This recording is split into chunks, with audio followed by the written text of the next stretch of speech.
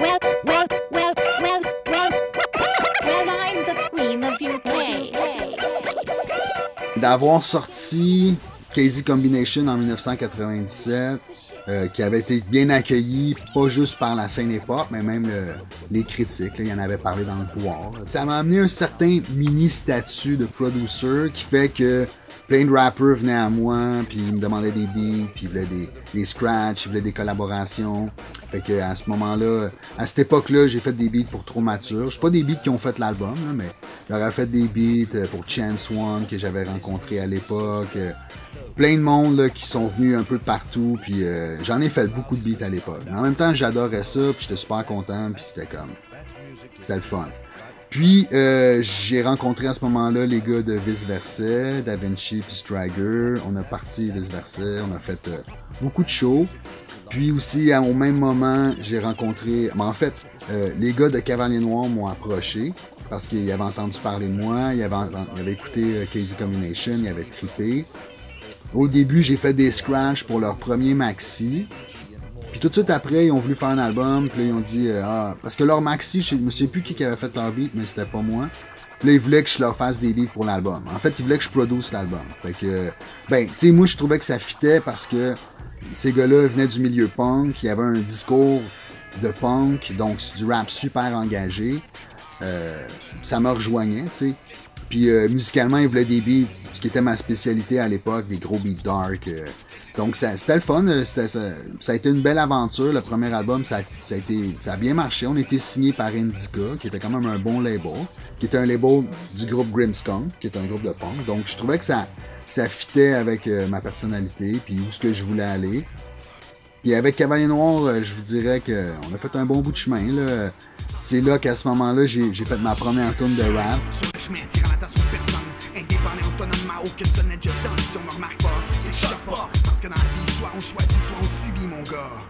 De fil en aiguille, je travaille avec d'autres groupes. À ce moment-là, j'ai fondé mon studio. À ce moment-là, j'habitais dans un loft sur la rue Dowd, qui n'existe plus aujourd'hui, le loft. Ils ont détruit la bâtisse. Mais à l'époque, on avait 5000 pieds carrés. C'était tout aménagé dans des petites chambres sur les côtés. Puis moi, j'avais un gros studio. Gros. Ouais, c'était quand même gros. Puis c'était tout en béton. Puis en tout cas, c'était quand même on appelait ça le bunker. Là. Ce studio-là, c'était comme un bunker. Là.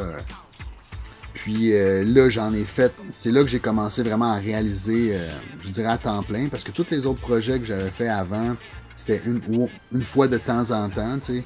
Mais là, en fondant le studio, à tous les jours, je faisais des albums. Où j'enregistrais des tunes, où je faisais des beats. Là, dans ces années-là, j'ai travaillé beaucoup avec Cerveau, j'ai réalisé son premier disque. Billy Nova, même affaire. J'en ai vraiment fait là, innombrables, là, je pourrais pas tout vous nommer. Puis par après, j'ai commencé à faire le DJ pour des groupes. Puis je me souviens du groupe Latitude Nord, qui eux, ils avaient sorti avec une grosse promo. Ils étaient signés sur Universal.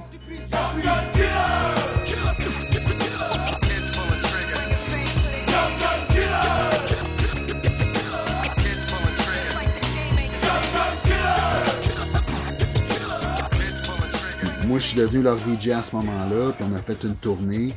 C'était ma première vraie grosse tournée à travers le Québec. C'était la première fois qu'on faisait des shows, là, puis tu sais, qu'il y avait vraiment un buzz. Là, il y avait comme des 500 personnes qui connaissaient les paroles. T'sais. Fait que c'est comme je rentrais dans une autre catégorie. Puis, au studio, toujours, je rencontrais... En fait, l'avantage du studio, c'est que j'étais connecté sur la relève. Tous les rappers, vu que je chargeais pas cher, je vous dirais qu'il n'y a pas grand monde qui sont pas passés par le studio à cette époque-là. SP Amoni est venu se faire un beat pour un mixtape. Yvon Crévenay, il est venu wreck un verse pour un album.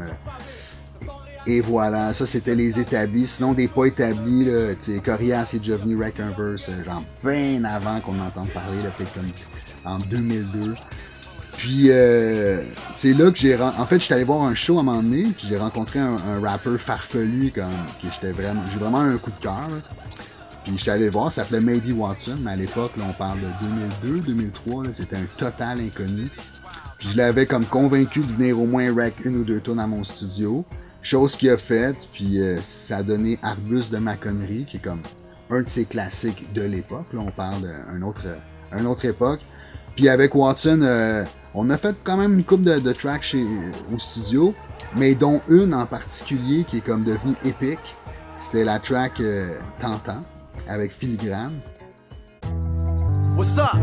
Vous êtes en compagnie de DJ Horg, Filigrane, Billy Watson, Phase 1 et The Genie. And it goes like this. Ça, c'était, je vous dirais, là, des bonnes années. Hein.